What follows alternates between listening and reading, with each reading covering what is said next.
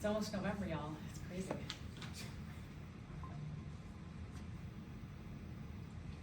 We will pick up where we left off. Production of sperm. We said that sperm are produced in the testes, the male gonad, all the other structures to the male urogenital system are accessories. So let's take a look inside of the testes. Inside of the testes there are tubes where sperm are produced, and they are called the seminiferous tubules. Got in there kind of like semen, right? And tubules, so it gives you an idea. These are tubes that are going to produce semen through the process of meiosis. Specifically, we're talking about the sperm here, are produced in the seminiferous tubules.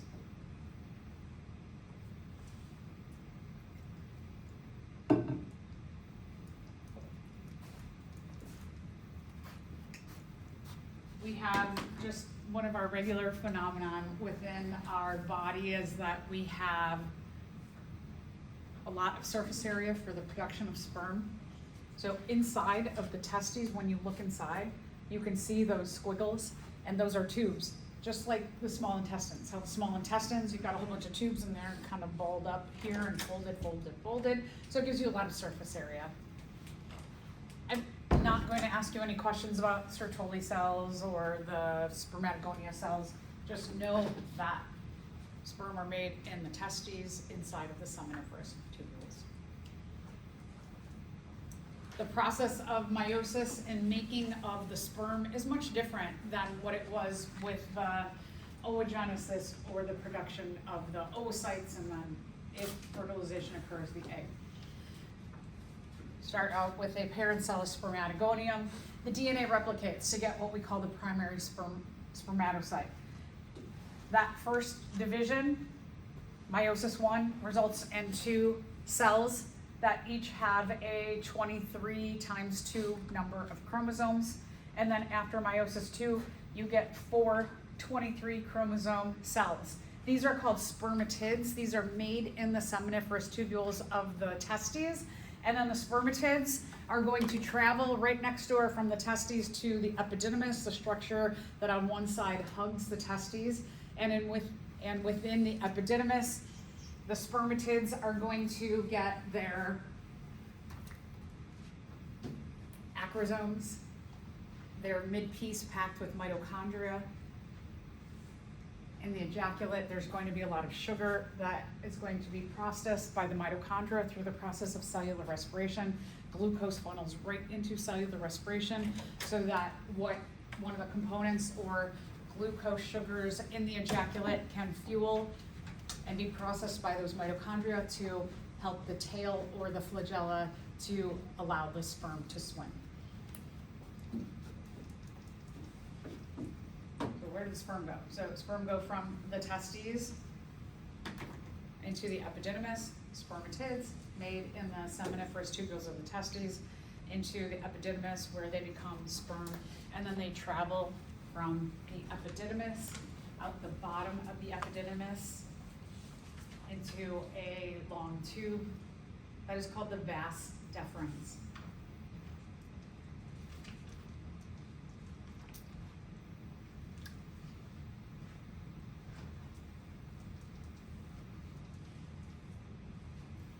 Vas deferens goes up and over the urinary bladder, and in the prostate gland merges with the urethra.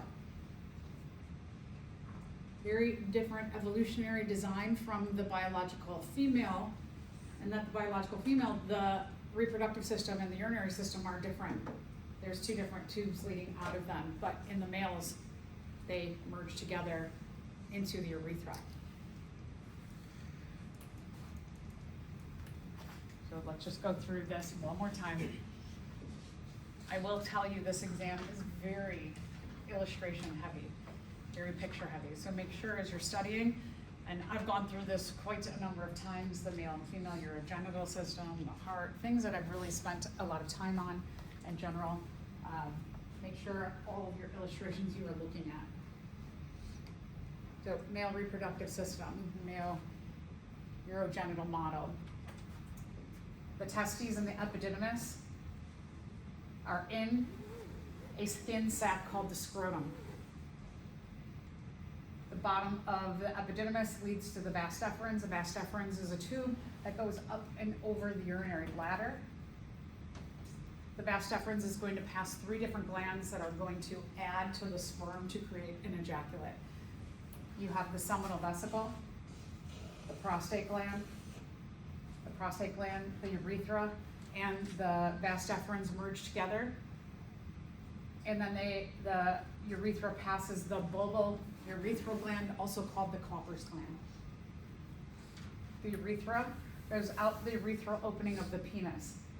Inside of the penis, there's 2 different kinds of structures that are going to fill with blood, and they're going to react to prostaglandins, which is a hormone that is going to make the cells in there contract. And just like if you're a 3rd grader and they're like sex, that's actually one of the designs of these cells here is to fill with blood. And also the prostaglandins help the penis to contract from this because the vagina is upward. So it helps the penis to fit into the vagina. Just like a lot of things that happen in our body, right? We talked about receptors, how the receptor and the target molecule bind together, or if we're talking about identification of self cells versus other cells, that we have that pieces of puzzles fitting together just like the penis and the vagina. In the penis you have these cells, or this structure called the corpus cavernosum. Remember, the open spaces or the boxes like caverns, that this would be the corpus cavernosum. And then surrounding the urethra, you have the corpus spongiosum, which looks dotty like a sponge. In the back, the rectum and the anus. This illustration shows the tail end of the sacrum, and then that last bone is the coccyx. You have a bone, a protective bone in the front, that is called the pubic bone or the pubic symphysis. Yes? So do we need to know how to write them, or just like the... Yes, you do need to know how to write them or spell them. Yeah, so all the structures on that 2-page handout. Like, you have to be word for word, or... Yeah, yes. A lot of you, as you go on to different classes in medical and biological fields, you'll find that you'll have practicals in your future, and where some of your professors will be like, if it's not spelled right, even 1 letter off, it's wrong. So, yes. Your question? Yeah, like in the prostate gland, is that the urethra and the vas deferens like coming together? Yes. So the urethra starts, the vas deferens starts here coming out of the epididymis, and that goes up and over, and when we follow it, it almost gets lost in this area.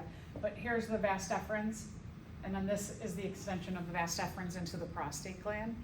And then the vas deferens here merges with the urethra, which is coming out of the urinary bladder, and that's where they merge together in the prostate. So like that question that was on one of your recent labs was, as men age, the prostate gland often inflames and gets irritated. And so when that inflames, it's going to put pressure on these tubes, which can lead to problems with urination, and also with urination and sexual function. Anybody else, any questions?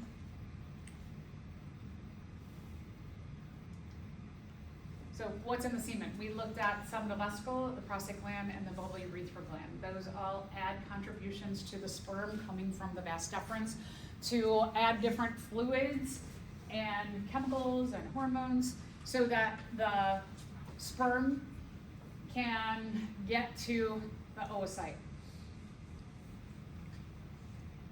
The sperm is going to have a variety of challenges as it is trying to get to that secondary oocyte. So 1, the seminal vesicle. The seminal vesicle here, it's going to add sugar to fuel those mitochondria to be, I should say, processed by the mitochondria to fuel the tail, the flagella of the sperm, and then also prostaglandins, which are going to help the penis to go from down to up and fit into the vagina. We'll see prostaglandins are also made by females, especially during childbirth and menstruation, to help with contraction of the uterus. The prostate gland, it helps, it gives a little boost to the sperm also. And the big thing is it neutralizes the acidity of the vagina. The vagina is part of the non-specific defenses of the immune system, so that it has lysozymes and it is acidic because you have a portal to the outside world, right? You have an opening from the outside world to the inside world. That's also why the labia, the skin flaps are there to cover the urethra, the vagina, and the anus in the female, so that you can kind of try and keep as much out as you can from the outside world. The vagina is acidic to help digest any foreign invaders, and including the sperm can be kind of called a foreign invader. So the prostate gland adds chemicals that are going to help neutralize the acidity to allow for the sperm to not get digested in the vagina. And then the last one is the bulbourethral gland. Because we have skin on the outside of the penis going into a mucous membrane in the vagina, skin, which, you know, one of the parts of our non-specific external defenses is has evolved to become dry on purpose to keep everything out and not make for a hospitable environment for things like bacteria and protists and fungi and microorganisms. So it being dry, when the penis goes into the vagina, if that skin is not lubricated, it can actually have a negative effect on the mucous membrane or the skin of the vagina. So the lubrication helps the two surfaces to slide past each other without harming each other.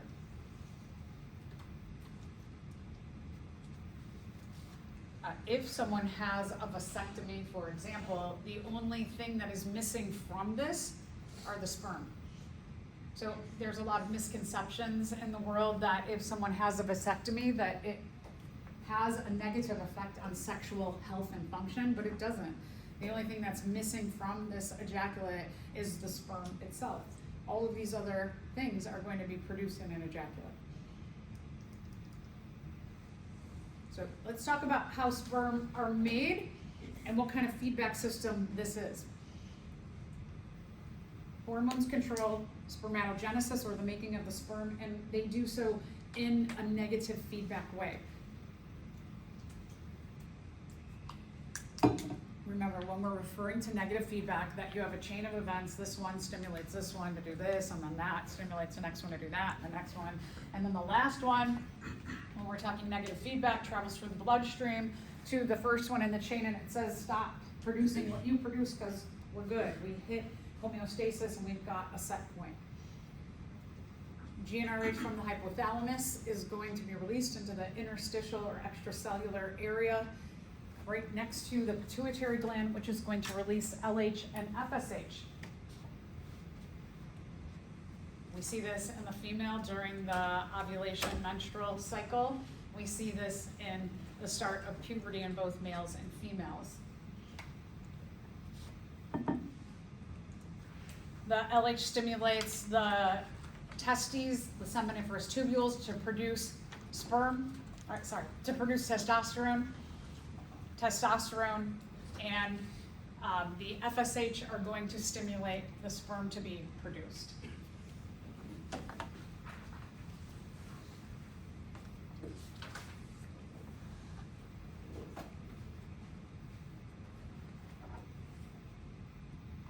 In the production of the sperm, there's a chemical that's given off. It's called inhibin, and the inhibin travels in the bloodstream back to the brain, and it tells the brain, specifically the hypothalamus, stop the production of GnRH. I really like that this last chemical hormone produced in the chain is called inhibin. So that's really reflective of a negative feedback loop, in that the last one tells the first one, or inhibits the first one to not go any further. The inhibin inhibits the first one in the chain. Which means that once this one chain goes, it means enough sperm are produced for the time being, and no more sperm need to be produced.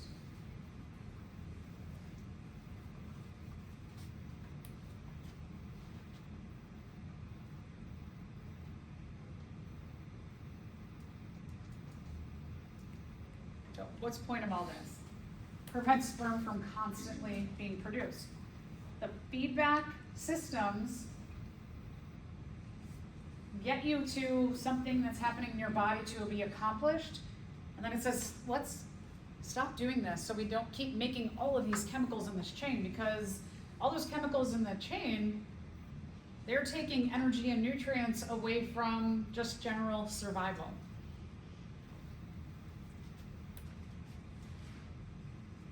With sperm production can happen the entire lifetime of males. Reproductive lifetime, it does go down as just people in general age, but with males, we always hear once in a while, like 86-year-old man has a baby with someone. Whereas females go through in usually between 40 and 60 menopause, and the release or ovulation of the oocyte stops. This illustration here shows you the feedback loop. The hypothalamus produces GnRH, which travels into or is released into, diffuses into the interstitial area. Right next door you have the pituitary gland, which produces LH and FSH. The LH is going to go and stimulate cells in the seminiferous tubules to produce testosterone. Testosterone and FSH are going to stimulate other cells within the seminiferous tubules of the testes to produce sperm and also inhibin. The inhibin diffuses into the blood, travels through the blood back up to the brain, and it tells the hypothalamus, stop, we're good. We've got enough sperm right now. What would happen to male hormone levels if a man's hypothalamus were to continually produce GnRH? Would LH and FSH levels be high? Right, because that's the first in the chain, right? GnRH from the hypothalamus tells the pituitary, make LH and FSH. LH and FSH levels would be low. No, that's the opposite, right? Testosterone levels would be low. No, that's not true. LH, FSH, and testosterone levels would be high. Okay, good. So just remember, y'all, most of you will go on to take board exams where you really want to not just stop. You see an answer and you're like, yep, that's true. A, done, moving on. Read them all. Make sure you keep reading, because then you're like, uh-oh, B is also true, so something down here has got to combine those two. In humans, copulation or intercourse is internal. It has advantages and disadvantages. The advantage is that the penis going into the vagina is going to bring the sperm internally, so a lot of sperm aren't lost in the process. It's going to bring the sperm as close as possible to the oocyte. However, being internal in a nice, warm, moist environment, if the penis or the vagina have some kind of bacterial infection, viral infection, protist, arachnid, you can transmit that between the male and female really, really easily. So disease spreading because of the way we reproduce is very high. Remember that fertilization does not occur in the uterus. Fertilization occurs in the oviduct. We also call the fallopian tube, the ovarian tube, the uterine tube.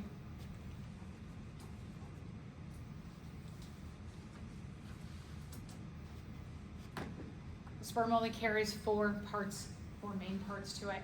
It has enzymes or acrosomes in its head, the nucleus, the mid piece that has a lot of mitochondria, and the tail. The acrosomes, the thing about male sexual health is that if you've heard the term, the idea low sperm count, that one of the things we've been seeing globally with humans is that sperm counts have been going down, and that means the number of sperm that are found in each ejaculation have gone down. There's a lot of bombarding of factors in our environment that add to that. We did talk about endocrine disruptors, that we have issues with all of these toxic chemicals interfering with chemical processes in our body, and they believe that's a huge influence, is all of these chemicals negatively affecting fertility rates in both males and females. The acrosomes, why you can't just have one sperm, is that all of the sperm, their little pouch of acrosomes, when they find the oocyte up in the fallopian tube, you need a lot of sperm contributing acrosomes to that area to weaken outer layers of the egg so that only one sperm is able to wiggle through. But if you only have, one sperm or 100 sperm, there are not enough acrosomes to weaken the outer layer of the egg, and nobody can wiggle in and get through. So you need a high sperm count.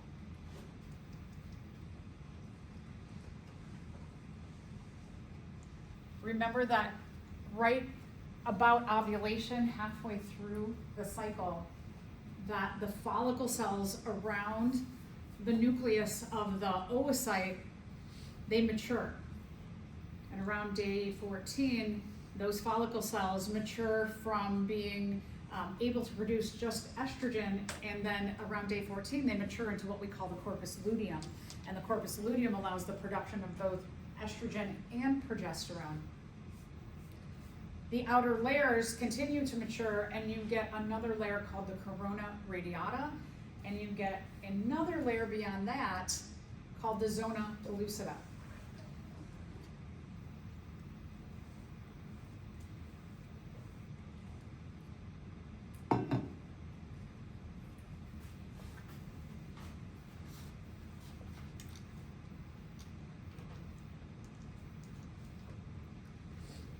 Love this picture. This is actually a sea urchin, but it gives you an idea of the relative size of the oocyte and all the layers around it to the size of sperm cells. Remember that during oogenesis or meiosis, to make the oocyte, that with the first split of meiosis 1, you get a polar body that just takes a whole set of organelles and DNA, and then it gets reabsorbed by the body.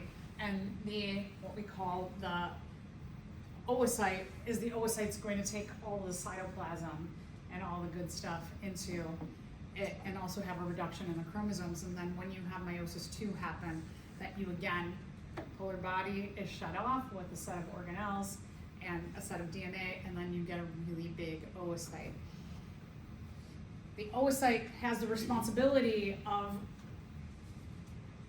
taking in the sperm, the nucleus, and then inside merging together the nucleus of the sperm and the oocyte, or egg now since it's fertilized, together. And then going from not only doing that and getting the combination of the DNA from the sperm and the egg together to make one cell, but also upon doing that, that one cell has to cleave and split into 2, and then split into 4, and split into 8. So it has a lot of responsibility for the growth of that first cell, the embryo, into eventually the zygote, and then the fetus, and then out the baby. So there's a lot that needs to be done by this one big cell. All of these sperm, they're bombarding these outer layers of the oocyte with their acrosomes so that they all can begin to try and wiggle through these layers. When the first sperm gets through the corona radiata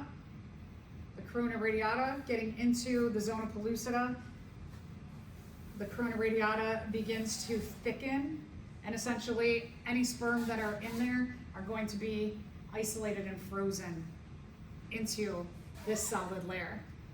And so when this first sperm gets in, these 2 outer layers, the corona radiata and the zona pellucida, they solidify, and they only allow for that one sperm to get in.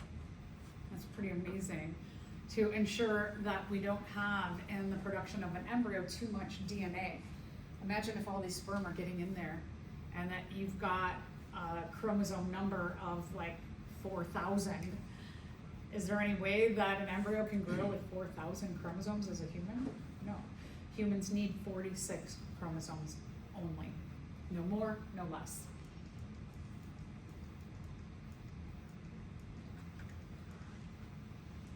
So this barrier is super important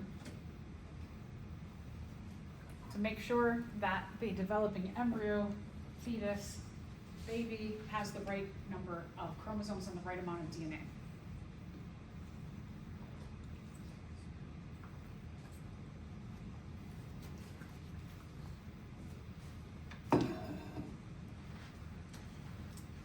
When we transition into a little bit about development, we're going to see a nice video to visualize all of these processes.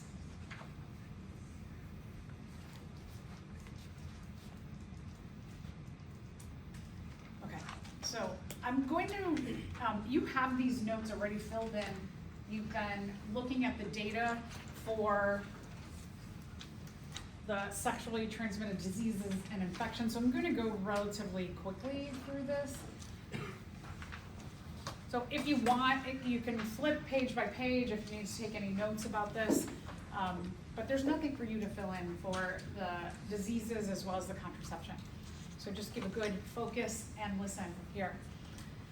So as I said before, when we have internal fertilization, that it allows for an easier transmission of diseases.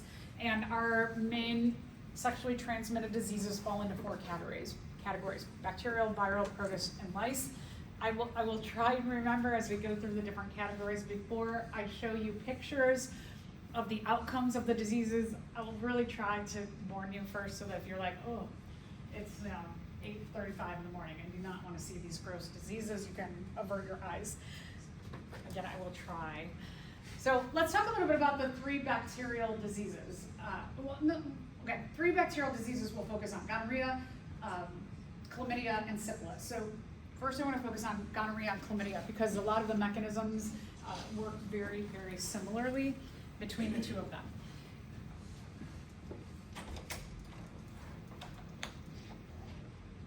They can be treated with antibiotics, so there are cures. If you were wondering what's the difference between an STD and an STI, sexually transmitted disease is something like HIV/AIDS or herpes that stay in your body your entire life.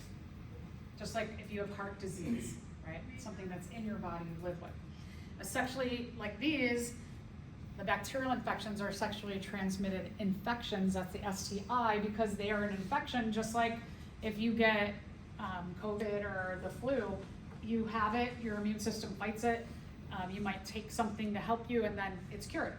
So sexually transmitted infections are things that can be cured and you move on from them. These can be treated with antibiotics. When we're talking about gonorrhea and chlamydia, there's a few things that are tricky about them is that there are some strains that are antibiotic resistant though. There's also like strep throat. If you remember back when we were talking about diversity and we got into the prokaryotes that I said, like me, I'm susceptible to getting strep throat, but many of you are not. And many of you carry the bacteria that my immune system, my whole body is like gonna get really, really sick over having that strain of streptococcus, but you have it in your throat and you do not get sick. So you are called a carrier. For whatever reason, you just don't get sick from that. Same thing is true of these sexually transmitted diseases, gonorrhea and chlamydia. Same thing with syphilis too, is that you can be a carrier, show no symptoms, have no effects, but then here's the thing, you can pass it on to other people. If an infection, you have symptoms and you don't take care of it, what can happen because you have that connection with like males, you have the merging of the 2 systems in the prostate, you can have an effect on the urinary system in males from a sexually transmitted disease. Females, you do have 2 separate systems, but because they're very close together, sometimes you can have that transmission a lot easier in males.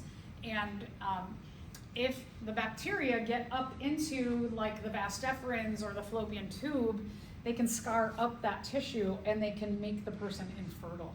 So if these go too long and are not treated and people show symptoms, they can become infertile or sterile,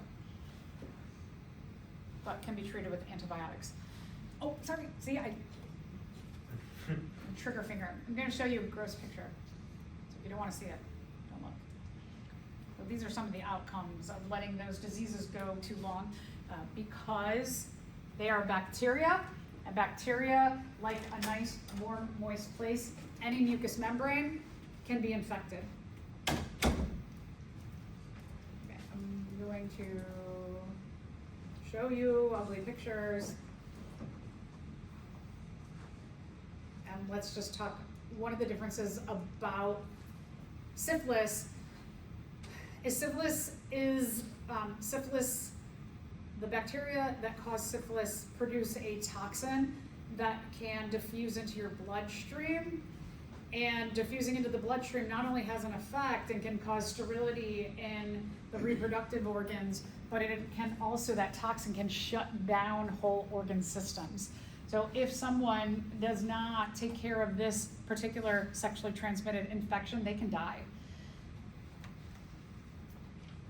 Weird thing about syphilis is that like gonorrhea and chlamydia, they do show sores often at the site of infection. But something that's unique about syphilis is that syphilis will also cause a rash on the entire body. And the weird thing about rashes, or typical about rashes, if you get a rash on your body, it's typically on the majority of your skin that's softer. The harder skin, like on your hands, where you have thicker skin on your hands, on the bottom of your hands and the bottom of your feet, syphilis will show the rash there. So that's like a warning sign that if somebody starts getting a rash on their body and it's on their hands and on the bottom of their feet, they have likely syphilis.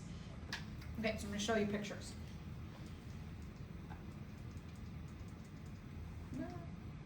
Here's the rash on it's on the body, but you can see it on the hands and feet too. Let's transition to viral infected diseases. I'm going to start with HIV and herpes, because HIV and herpes are sexually transmitted diseases that the virus stays in your body your entire lifetime. With HIV/AIDS specifically infects the T helper cells of the immune system. So if you remember a little bit about viruses, that we have two teams of our defense, that you have the B cells, which target mostly bacteria and are in the humoral immunity in the blood. And when we're talking about the T cell system, they target viruses that are inside of our cells and cancer cells. So our T cell system has 4 different kinds of cells. The first are the cytotoxic T cells, which are going to bind to any viral infected cells, and they start to eat up and dissolve those cells. And you have a monitoring by 2 other cells. You have the T helper cells, which are giving all kinds of energy and chemicals to the cytotoxic T cells to help them do their job. When HIV/AIDS, what it focuses on is it attacks the T helper cells, and so then the cytotoxic T cells do not get that boost, and the virus basically can overcome our cells in our body so that it stays permanently in our body. Now, if you have heard just general things like there have been cures for HIV, okay, what does that mean? There are different strains of the HIV virus.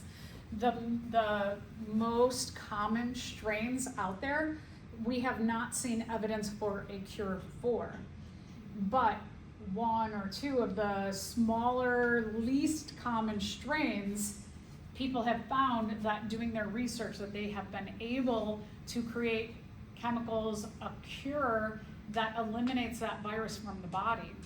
But again, those are the less common forms of HIV/AIDS. So we are kind of like, it's like researchers are making headway into the larger ones, but we're not there yet. So in our lifetime, I would hypothesize that we will see a cure for HIV, and perhaps some of you will be involved in that process. So I know, I'm terrible, but say I'm going to do it, and then I don't. HIV, what often happens is that the person, people with HIV can live long, healthy lives. There are a lot of, they often call them cocktails because it's a combination of different medications that a person takes every day, and it helps to minimize the replication of the virus in the cells. And so a person with HIV can live a very long, healthy life with these medications. Globally, there's a lot of places around the world where people can't afford, nations can't afford those medications for people, and so then you have higher transmission rate of the virus in those areas. What else do I want to say about that?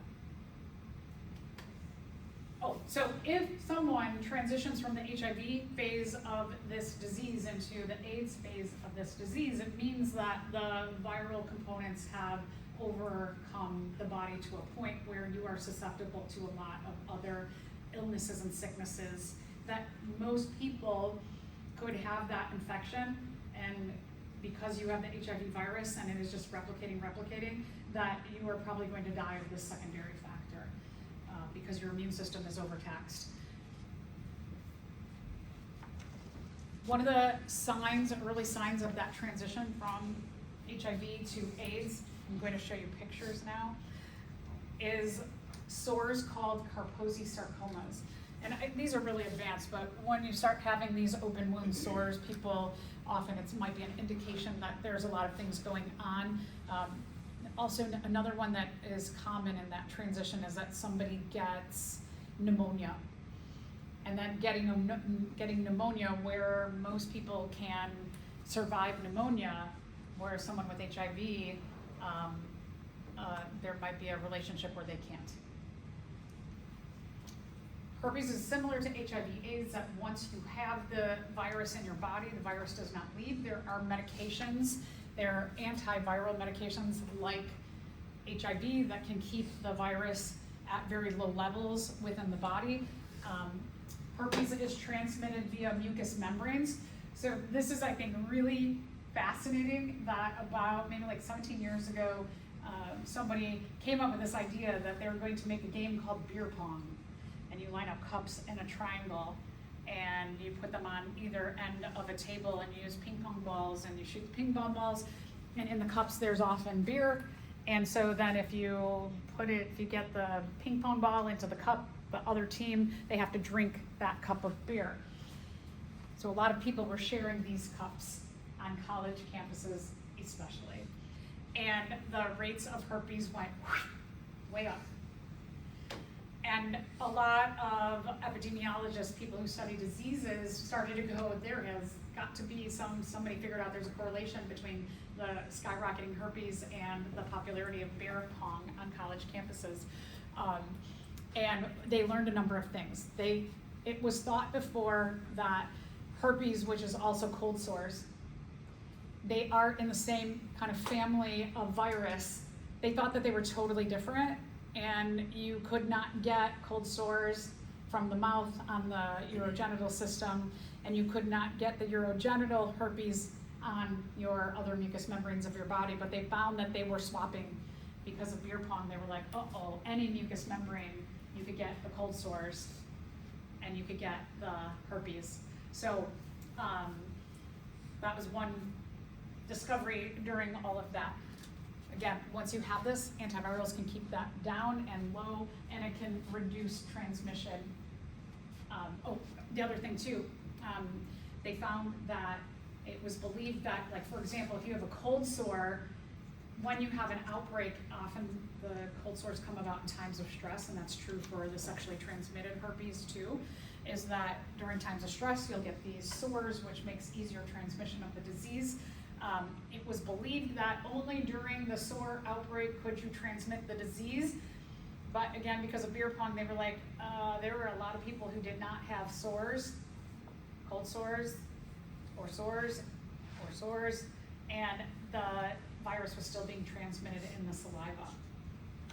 So the antiviral medications can keep the virus low in places like saliva or mucous membranes to a point where it is not easily transmitted with sores or without.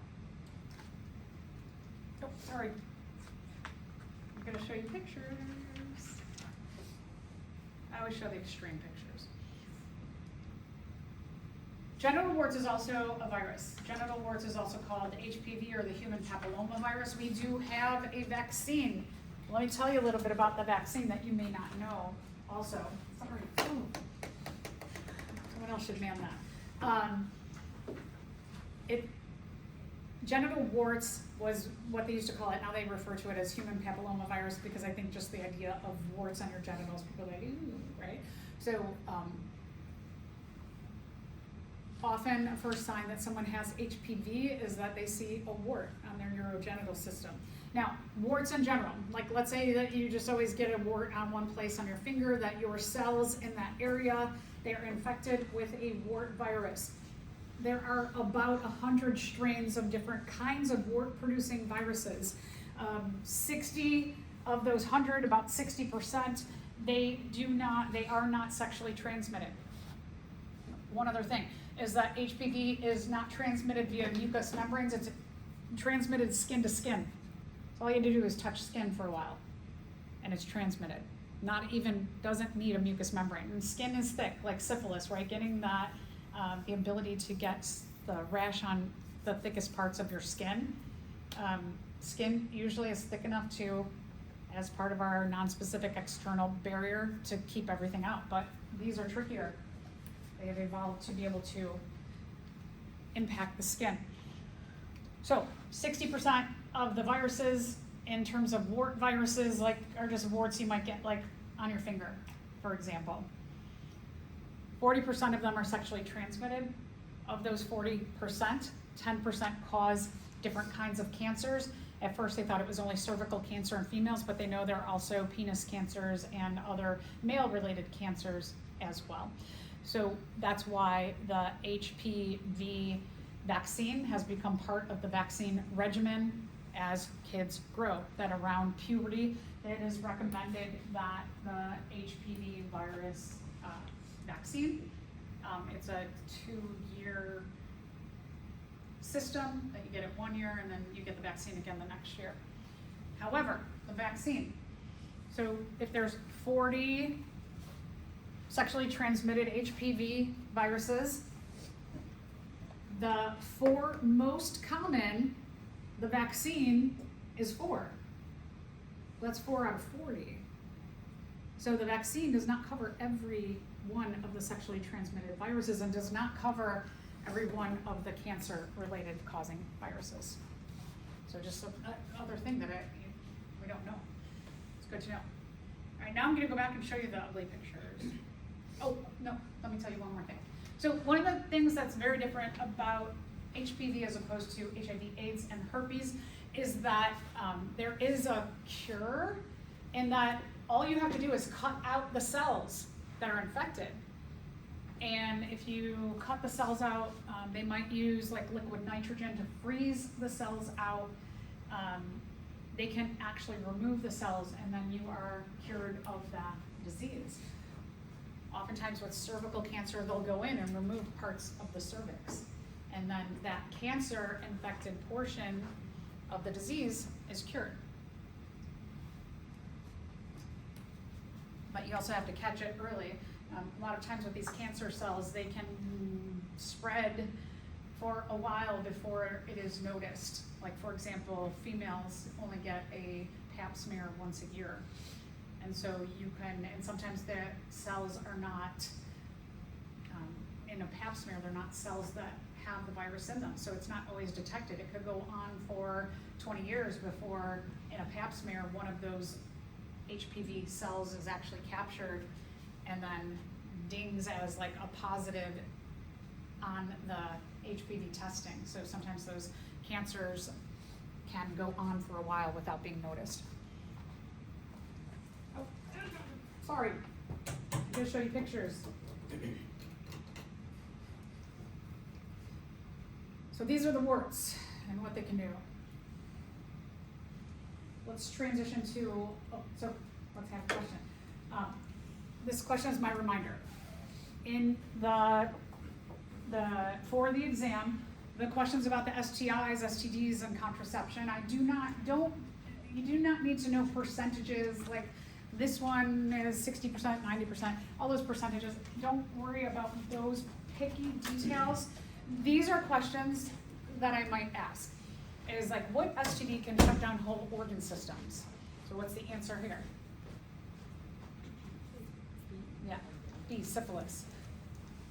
Or I might give you a list of different STDs and say, which one of these can be cured with an antibiotic? Which one of these stays in your system your entire life? So I will give you more general things, kind of like how I'm just talking generally right now. The next one I want to talk about is called trichomoniasis. Trichomoniasis is a protist, so still a microorganism, not a bacteria, not a virus, and it likes mucous membranes. It can be spread through intercourse, but also can be spread through clothing, can live in clothes, or toilet seats. Very similar to the bacterial infections in that it's kind of the same symptoms, and that it also can be cured with an antibiotic. I'm going to show you a picture now. Look at me. All right, so that's what the organism looks like, and then just like a lot of sores. Crabs or pubic lice, they are not actual crabs. They are an arachnid, spider-like. They're in that kind of spider group. Why they call them a crab, a pubic lice, they're pubic lice, and they often just call them crabs, is because these kinds of arachnid-like creatures have developed at the ends of their arms little pincers. And the strategy for that is that because they live on pubic hair, which is often curly, it's easier, they've evolved these pincers to hold on to the curly hair. Head lice are relatives of them, and head lice, they just have to live underneath all of our hair here, so they've evolved a bit differently. You can see them. They are tiny, but you can see little creatures in the pubic hair. They can be spread on toilet seats, clothing, sexually transmitted. Sometimes if you're living with another person and they have pubic lice, you can get it because maybe you share jeans with them. You're like, ooh, I like your jeans, and you share clothes. So it can be spread that way. What else can I say about that? Oh, so cures for it. One is that there are chemical shampoos that can be used, and the other thing is that you could just shave the hair off, and then the crabs have nothing to hold on to. I'm going to show you, and it can be kind of any hair too. I'm going to show you pictures of the organism.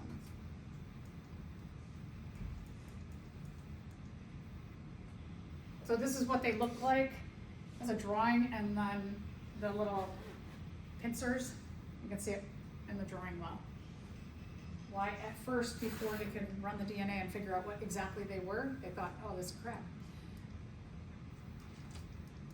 Out of this list, which can be cured by an antibiotic?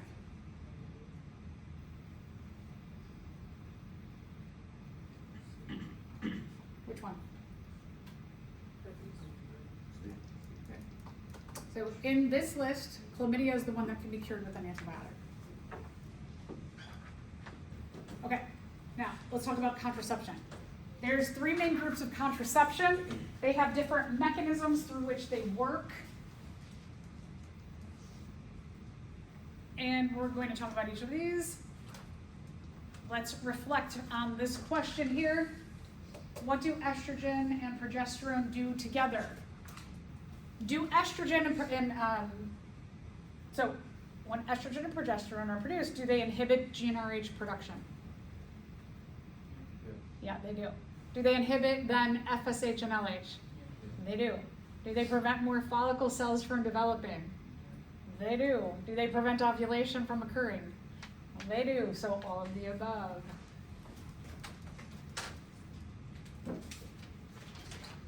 Okay, so we're going to talk about first hormonal methods of contraception.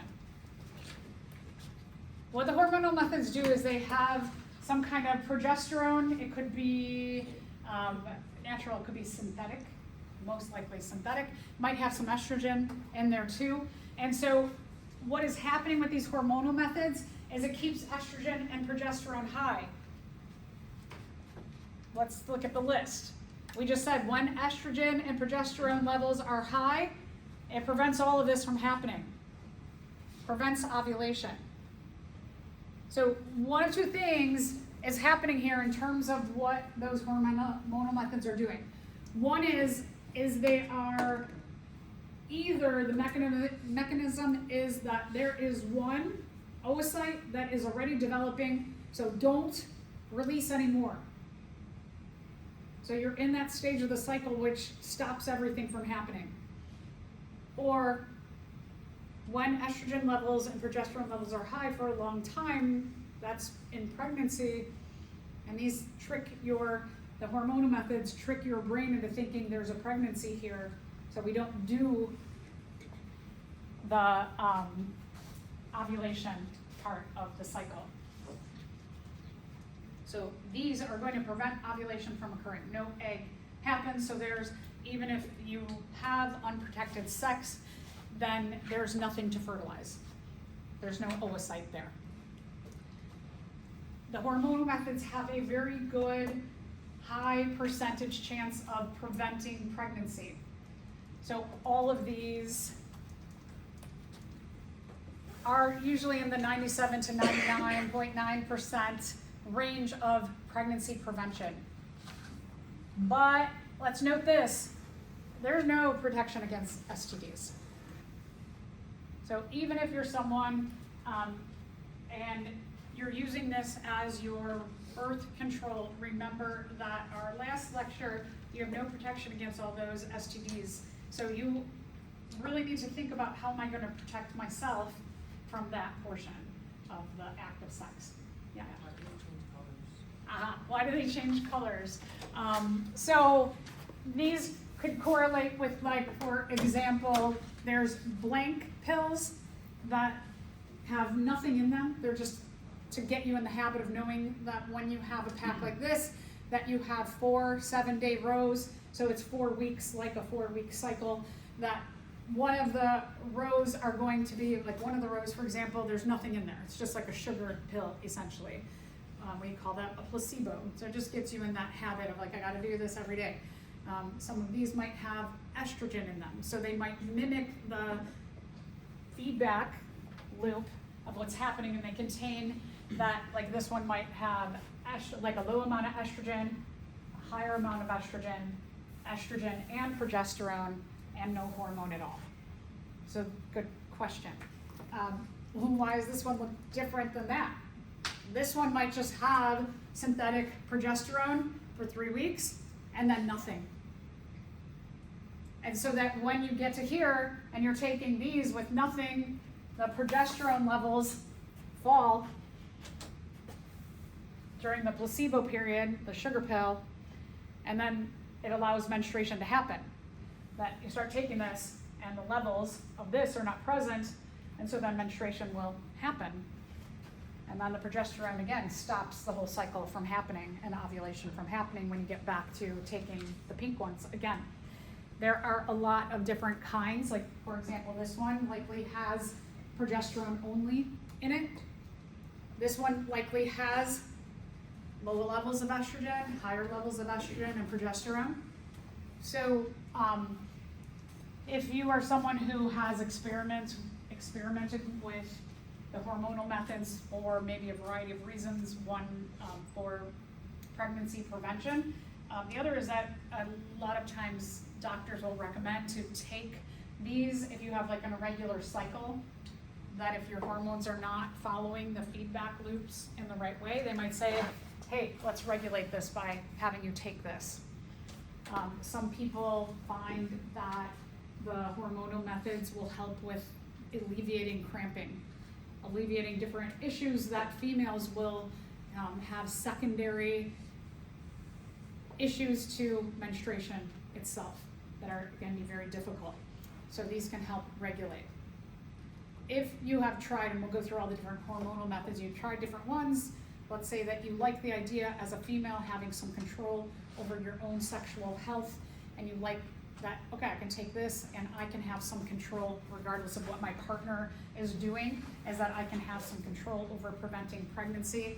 That if you're like, I tried this one and it was horrible. Like I was just crabby, I was tired, I had really bad cramping, a variety of different things can happen. You can try different ones. And so you definitely want to talk to your medical practitioner if you're interested in this and one didn't work, there's a lot of options for you. Anything use the ovaries? No. The research is ongoing. Let's put it that way.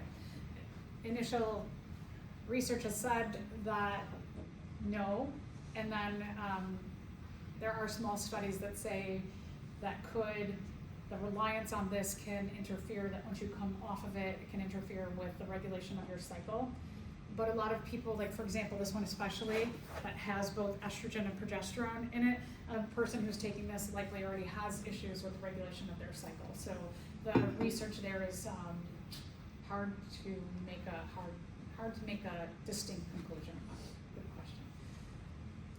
All right, so there's lots of different options in terms of the pill. There's also the patch. So the patch, you can see this one has estrogen and progesterone. It's a weekly thing. So once a week, a new patch goes on. You have to remember, with any of these methods, if it's daily, you should, to make it most effective, be taking those pills at the same time every single day. You can't forget to take them. This, you have to make sure that you're replacing the patch on the same day about the same time every single week. But the great thing is that phones, right? I have alarms set all the time.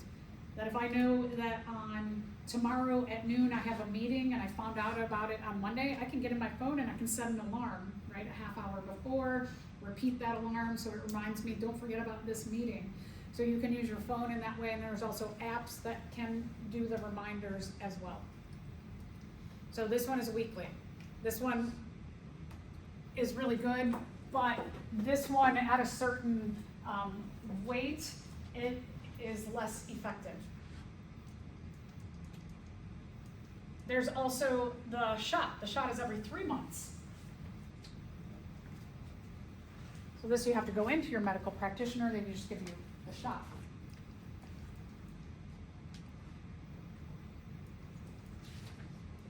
There's the vaginal ring. The vaginal ring is every 4 weeks. The vaginal ring is inserted into the vagina. It sits up against the cervix. This one, because it can move around a little bit, the lower end of pregnancy protection is down at 92%. There's the implant. The implant is every 3 years. They use this little syringe-like tool to put it right underneath the skin. So every 3 years it needs to be replaced. So those are lots of different hormonal methods. It will be interesting that there has been a lot of research for hormonal methods for males, and that it is hoped that soon there will be a variety of hormonal methods that men can have that hormonal control like women do. Okay, let's talk about barrier methods. Barrier methods mean blocks the sperm and egg from meeting.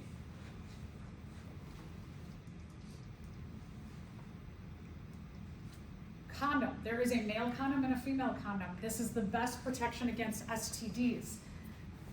In general, one thing to think about in terms of protection against pregnancy for these methods, as well as protection against STDs, is the more methods you combine together, the better your chance of not getting pregnant and or not getting an STD. So oftentimes with, I'm just gonna show, where's the picture? I don't have the picture up here. Oh, I have it later. So oftentimes with male condoms, we hear less about female condoms. We hear less about females in our society in general, but females can also carry female condoms, and this goes inside of the vagina, kind of like the ring, the vaginal ring. One ring sits up against the cervix, and then this sheath is inside of the vagina, and then this is outside of the vagina. So it's a great option to have that barrier method for females. Now, pregnancy prevention rates can vary wildly. Male, often it's like, oh no, these are great, right? But look at the low end. That's a 18% chance, right, of getting pregnant. Females are a little tiny bit lower because they can move around more. Best protection against STDs, though, is in the male or female condom, and more specifically in the male condom. But again, not that big of a difference. All right, other barrier methods. This is the diaphragm. This you can get from your medical practitioner. You can talk about it with them. So it's a rubber cap that has a rigid, round portion to it that sits up against the cervix. It prevents the sperm from entering the uterus. You get partial protection from STDs because you cut off the STDs from getting up into the uterus and then up into the fallopian tubes and preventing that scarring from happening, but there's no protection down here in the vagina. Success rate, 80 to 94. Often this is combined with a spermicide so that you double up. And a lot of these, especially like condoms, there'll be a spermicidal lubricant. This, we'll see a couple other methods that a lot of the methods, again, combining different methods can lead to better success in pregnancy protection and STD, STI protection. There's the sponge. The sponge works very similarly to the diaphragm.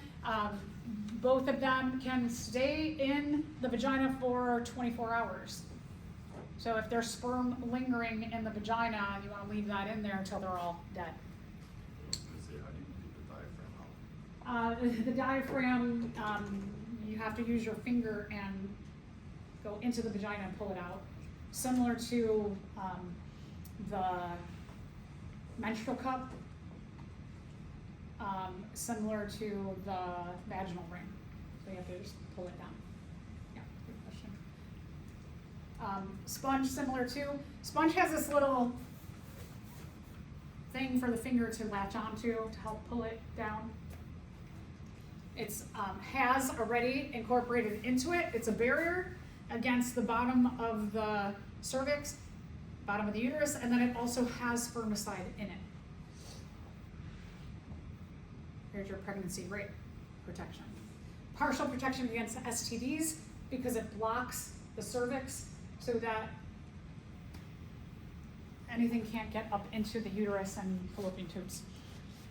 And then spermicide can be used alone, or it can be used, as I said, in combination with condoms and all the other barrier methods as well. So on condoms, if you're like, oh, I like the idea of them combining together and you don't want to think about it, you can look for a condom, male or female, that says spermicidal lubricants already present in there. So this is more of a chemical, will dissolve as a chemical barrier. Here's the pregnancy rate range. All right, let's talk about other methods. So preventing the fertilized embryo from implanting. These are very controversial. This is called the IUD. The IUD, it's plastic and sometimes it has hormones on it or it has copper, and both of those can kill sperm. So here, sometimes the percentages of pregnancy prevention rate is always said to be high, but I know a lot of people who've gotten pregnant with an IUD. So this I'm always like, why are they not updating that? Because you hear about it all the time. Also, these can, on occasion, cause sensitivity in certain people that they have reactions to it. I mean, just like anything you put in or on your body, some people just have like rashes, reactions, sores, things like that. So you have to see what works for you. And then the morning after pill is an emergency. This is an emergency form of contraception. You can find this at almost any pharmacy. You just go up to the pharmacy and you can say, can you give me a morning after pill or Plan B? This functions taking this within 72 hours of unprotected sex. So let's say that you take it, you have unprotected sex, and the next morning you go to the pharmacy and you get this, and what it does, it has a lot of hormones in it.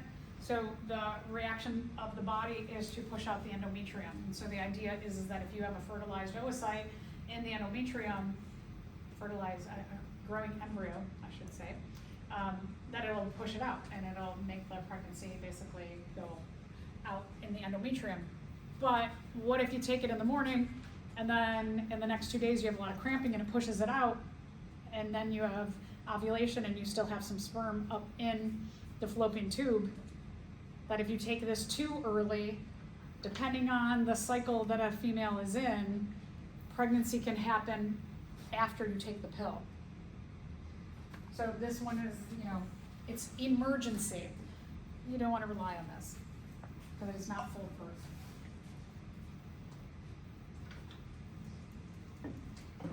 All right, behavioral ones. So abstaining from sex completely, or it could be completely, or it could be around ovulation.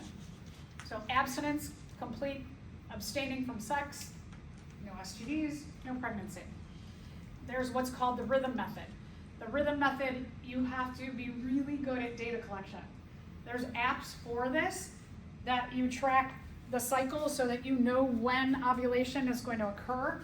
And the rhythm method, you abstain from sex the few days before ovulation, and then the 4 days where fertilization can't occur, and then maybe like 3 or 4 days after that as well. So maybe like a week and a half, no sex during that time. But you also have to realize that if you're somebody who, regardless of stress in your life, that your cycle is exactly the same, then tracking this throughout the course of a cycle will work for you, or may work for you really well. But if you're somebody where stress and other things in life alter your cycle, and your cycle is not totally regular, this is not good for you. All right, surgical sterilization, for males and females, they're very different. They're very similar and very different. So vasectomy, this is really interesting because a lot of young males are choosing to undergo vasectomy because vasectomies can be reversed. So they're like, okay, I'm gonna just prevent the sperm from being in the ejaculate, because remember, again, ejaculate has no effect on your sexual function, just the sperm are removed from there. So that here, what is happening in a vasectomy is that you can go into your medical practitioner's office. All they have to do is go in through the skin of the scrotum. So they go in there, they snip it, they cauterize it, meaning they just temporarily burn the connection of the vas deferens from being like this. They burn a portion, and so then the sperm can't travel from the testes to the epididymis to the vas deferens. So the sperm get absorbed by the body. It is an outpatient procedure. It can be reversed most of the time. Sometimes it can't. So you really have to do your research on this. If it's something you're like, oh yeah, I've been hearing that. I've been hearing that a lot of people are doing that.